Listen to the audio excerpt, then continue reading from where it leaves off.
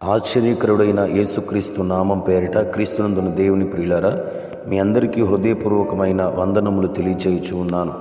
ఈ దినపు యేసయ్య కృపావార్త కీర్తనల గ్రంథము 136వ అధ్యాయం 4వ వచనం. ఆయన ఒక్కడే మహా ఆశ్చర్య కార్యములు చేయువాడు. క్రీస్తునందున దేవుని ప్రియులారా, ఈరోజున ఒక శ్రేష్టమైన కృపావార్తను ప్రభు మనకు తెలియచేయుచున్నాడు. ఆదికాండం మొదలుకొని ప్రకటన గ్రంథం వరకు మనం పరిశుద్ధ గ్రంథంలో దేవుడు చేసిన ఆశ్చర్య కార్యములన్నింటినీ మనం చదివి ధ్యానిస్తే ఒక కార్యమునికి మరొక కార్యమునికి ఎటువంటి సంబంధం లేకుండా ప్రతిసారి ఆయన చేసిన అద్భుత కార్యములన్నింటిలో ఒక ప్రత్యేకత సంతరించుకున్నది అన్న సత్యం మనం గ్రహించగలుగుతాం. చేసిందే మరలా దేవుడు అద్భుతాన్ని చేయలేదు, కానీ నూతనంగా అద్భుత కార్యాలు తన ప్రజల ఎడల ప్రభు జరిగించినట్లుగా మనం చూస్తూ ఉన్నాం. ఈ రోజున నీ ఉద్యోగ రంగంలో, వ్యాపార రంగంలో, చదువు రంగాలలో కానీ, మీ జీవితంలో ఆరోగ్య విషయంలో, ఆర్థిక సంబంధమైన విషయాలలో, కుటుంబం సంబంధమైన విషయాలలో ఏ విషయాలను బట్టి అయినా మీరు చింతిస్తూ బాధపడుతున్న ఎడల తప్పనిసరిగా నా దేవుడు నిశ్చయముగా మీ జీవితాలలో ఆశ్చర్యమైన మహోన్నతమైన కార్యములు చేయగలిగిన వాడు. ఆయన కార్యము చేయగా దాన్ని తిప్పగలిగిన వాడెవడు? ఆయన కార్యములు దొడ్డవి అని వాక్యంలో రాయబడి ఉన్నది. ప్రియులారా, అటువంటి శక్తి కలిగిన దేవుడు ఈ మాట ద్వారా నిన్ను బలపరుస్తూ నిన్ను ధైర్యపరుస్తున్నాడు. కాబట్టి మీరేలా చింతించడం? కాబట్టి మీరు ధైర్యంగా ఉండి ప్రభు సన్నిధిలో చేయవలసిన కార్యక్రమాలు చేస్తే దేవుడు మీ జీవితంలో చేయాలి అనుకున్న ఆ మహాశ్చర్య కార్యములన్నీ కూడా మీరు అనుభవించుటకు మార్గం సరళం చేయబడుతుంది. ఏం చేయాలి? మనం దేవుని ద్వారా ఆశ్చర్య కార్యములు అనుభవించాలి అంటే మొట్టమొదటిగా మనము ఓరకనే ఉండాలి. ప్రియులారా, ఐగుప్తు నుండి బయటికి వచ్చిన ఇశ్రాయేలు ప్రజలని దేవుడు ఎన్నో అద్భుతాల ద్వారా కానానుకు నడిపించాలి అనుకున్నాడు. అయితే ఆ ఎర్ర సముద్రం ఎదురైనప్పుడు దేవుడు ఇశ్రాయేలు ప్రజలకు నేర్పించిన ఒక పాఠం ఊరక ఉండటమే. ప్రియులారా, ఈ రోజున మనం కూడా మన జీవితాల్లో దేవుని వలన అద్భుతాలు చవి చూడాలంటే మనం మౌనంగా ఊరక నిలిచి ఆయన్ను స్తుతించుచూ ఉన్న ఎడల తప్పక మన దేవుడు మన జీవితంలో అద్భుతమైన కార్యాన్ని చేస్తాడు. ఆ అద్భుతమైన కార్యం మనం మౌనంగా ఉండటం వలన మాత్రమే జరుగుతుంది.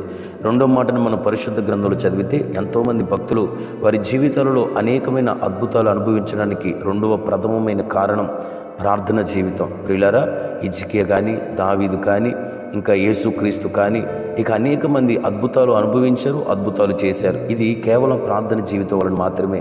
అయితే మీరు ప్రతిరోజు అలవరుచుకోనండి. కనీసం ఒక గంట, గంటన్నర లేదా ఒక అర్ధగంట అయినా ప్రభుతో అన్యోన్య సహవాసం చేయుటకు మీరు ప్రయత్నించిన ఎడల ఆ సహవాసం మీ జీవితంలో ఆశ్చర్య కార్యాన్ని జరిగించేటట్లుగా, మీరే ఆశ్చర్య కార్యములు చేసేటట్లుగా సహాయపడుతుంది.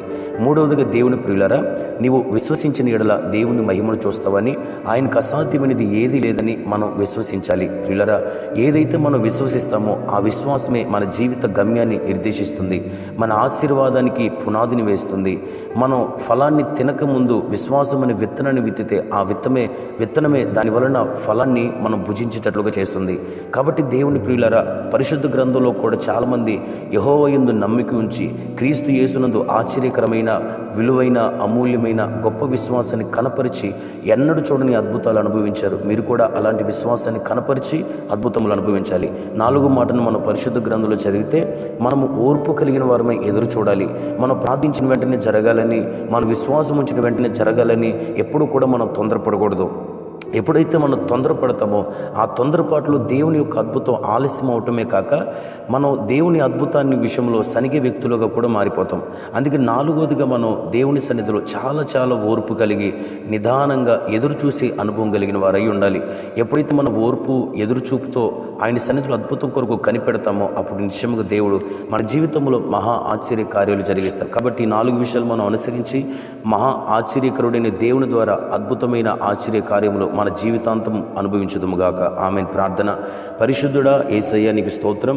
ఈ దినమును మాకు నేర్పిన శ్రేష్టమైన కృపావాక్యాన్ని బట్టి నీకు స్తోత్రాలు. ఈ మాటలు వినిన ప్రతి ఒక్కరి జీవితంలో ఏదో ఒక సమస్య విలయ తాండవం ఆడుతుండగా యేసు నామములు ప్రతి సమస్యకు నిర్వృత్తి కలిగించినట్లుగా మహా ఆశ్చర్యమైన కార్యాన్ని మీరు జరిగించి మహిమ, ఘనత, ప్రభావాలు పొందుకొని మమ్మల్ని మీ రాజ్యం కొరకు సిద్ధపరచమని యేసు నామములు అడుగుచున్నాను తండ్రి. ఆమేన్. Praise the lord.